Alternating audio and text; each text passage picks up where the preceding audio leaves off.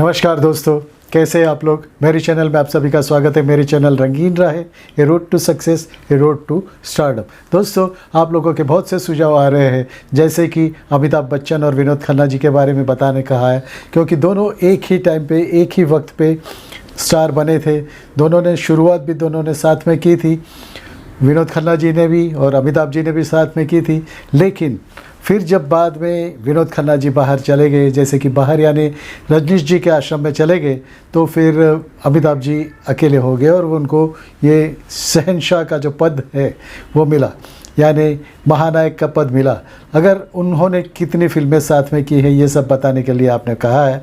और दोस्तों, कैसी भूल अगर और कोई कर सकता है, तो कैसे एक ही भूल में सब कुछ बदल जाता है। तो दोस्तों, इसी के बारे में आज कुछ बताऊंगा। दोस्तों, आज का वीडियो शुरू करते हैं। आज ये यहाँ पे शहंशाह होती।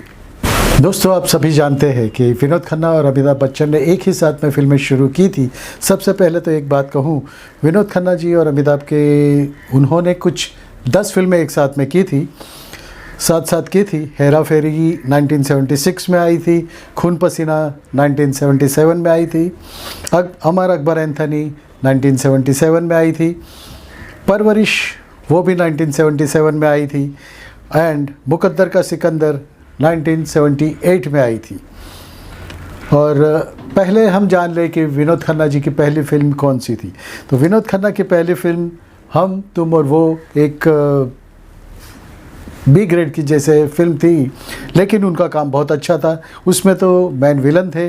और उसके बाद मेरे अपने फिल्म जो आई, उसमें उसमें भी उनको अच्छा काम मिला। उसके बाद मेरा गांव मेरा देश धर्मेंद्र जी के साथ में आई, उससे वो मेन विलन में छा गए। इतना अच्छा काम किया कि वो पब्लिक कभी जैसे कि विलन को इतना चाहती नहीं थी, उतना उनको चाहने लगी थी। और विनोद खन्ना अमिताभ के लिए एक स्ट्रॉन्ग कंटेंडर बन गए। उसके बाद बहुत सी फिल्में उन्होंने साथ की। उसके बाद विनोद खन्ना जी ने अचानक एक फिल्म थी, वो साइन की। वो फिल्म थी मिलिट्री ऑफिसर पे थी। बहुत ही अच्छी कहानी थी, और जैसे उनका बॉडी ये मिलिट्री ऑफिसर जैसे थे विनोद खन्ना जी, वही कैरेक्टर उनको मिला था। तो एक एक पायदान वो चढ़ते गए। उसके बाद कच्चे धागे आई, कच्चे धागे में भी अच्छा काम किया। गद्दार आई, इम्तिहान बहुत ही अच्छी फिल्म थी और आज के जनरेशन पे थी। उसके बाद मुकद्दर का सिकंदर आई, इनकार आई, अमर अकबर एंथनी आई, राजपूत आई, द बर्निंग ट्रेन आई, कुर्बानी आई, कुदरत आई, परवरिश आई, खून पसीना आया, और दयावान आई, चांदनी आई, और जुर्म 1982 में आई। लेकिन एक बात है कि अमिताभ को जो टक्कर देने वाले थे, विनोद खन्ना तो इतनी फिल्में साथ में की थी, इतना अच्छा उनका काम चल रहा था कि अमिताभ को भी लगा कि ये एंग्री यंग मैन के जैसे उनके सामने कोई दूसरा ही खड़ा हो गया है। और दोनों में इतनी टक्कर होती थी। कुछ फिल्में ऐसी भी थी जिनमें अमिताभ ने अपने रोल बढ़ा लिए, और विनोद खन्ना जहाँ पे अच्छे कर रहे थे, आगे जा रहे थे, तो वहाँ पे उन्होंने उनके रोल काट भी लिए। लेकिन क्या मजबूरी में विनोद खन्ना जी ने भी काम किया। 1982 में जब वो पीक पे थे, तब महेश भट्ट और विनोद खन्ना जी अचानक रजनीश जी के पास चले गए, रजनीश जी के आश्रम में चले गए, और वहाँ उनके साथ रहने लगे। वहाँ पे माली का काम करते थे, ऐसा मैंने सुना है विनोद खन्ना जी, और छोटे काम करते थे। वहाँ पे ऐसा कुछ नहीं, कोई भी काम आप कर सकते हो। लेकिन रजनीश जी का इतना उन पे प्रभाव था।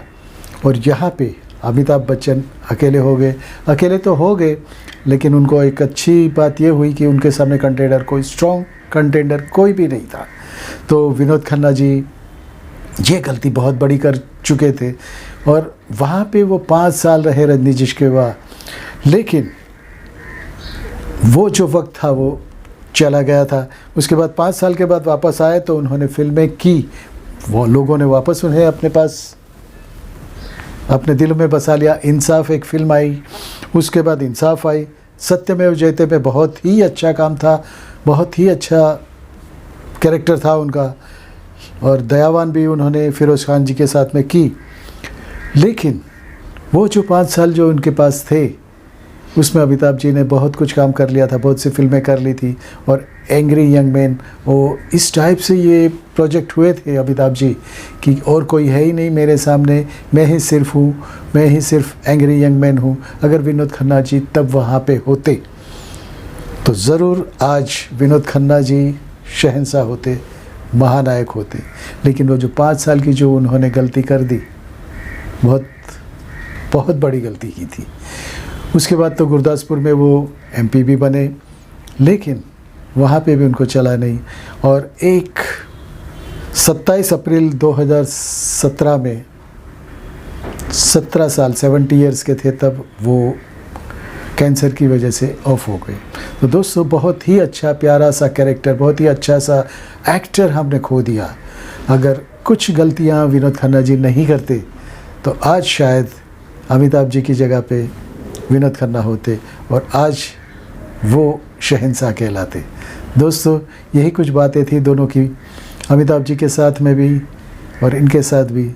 अमिताभ जी को राजेश खन्ना का डर तो नहीं था, मतलब वो कंपटीशन थी, लेकिन राजेश खन्ना जी को भी लगा कि अमिताभ जी अभी बन रहे हैं आगे। उसके बाद जो आगे बढ़ते गए, नमक हलाल के बाद नमक हराम फिल्म आई, उसमें भी आगे अमिताभ जी ने अपना लोहा मनवा लिया। लेकिन उसके बाद अमिताभ जी आगे बढ़ते गए क्योंकि सामने कोई कंटेंडर था ही नहीं, कंपटीशन में कोई था ही नहीं। एंग्री यंग मैन के सामने कोई भी नहीं था। विनोद खन्ना जी की ये गलती शायद कोई न कर पाए और न करे भी नहीं, लेकिन क्या करे, उस वक्त उन्होंने जो गलती कर दी उसकी वजह से आज उतने बड़े शहंशाह नहीं बन पाए, महानायक नहीं बन पाए। दोस्तों, उनकी वजह से अमिताभ जी महानायक बन गए, शहंशाह बन गए। तो मैं यही कहूँगा अभी नए लोगों को कि अगर आप इस तरफ की गलती न करें, जब का आपका पीक पीरियड हो उसके बाद जाना नहीं चाहिए। और उसके बाद विनोद खन्ना जी की ये भी गलतियाँ हो गई थी, वो बी ग्रेड की फिल्में भी करने लगे थे, वो भी नहीं करना चाहिए। अमिताभ जी ने क्या किया था, जब वो नमक हराम के बाद जो दौर आया, उसमें उन्होंने बड़े डायरेक्टर, बड़े प्रोड्यूसर्स और बड़ी कास्ट के साथ ही काम किया, और जिसमें वो खुद रहते थे, बड़े उनका कैरेक्टर अच्छा लिखा जाता था, वही करते थे। तो ऐसा होता है। तो ये जो है पायदान 1 से लेके 10 तक जो ऊपर पहुंचने की रीत है, उसमें बहुत संभालना पड़ता है। एक कदम गलत, आप सीधे नीचे चले जाओगे, क्योंकि यहाँ पे तो आपके कंपटीशन में है, कंटेंडर भी है आपके सामने। तो दोस्तों, यही कुछ बातें थी विनोद खन्ना जी और अमिताभ जी के बारे में। तो शायद इसमें से आपको कुछ बोध मिले।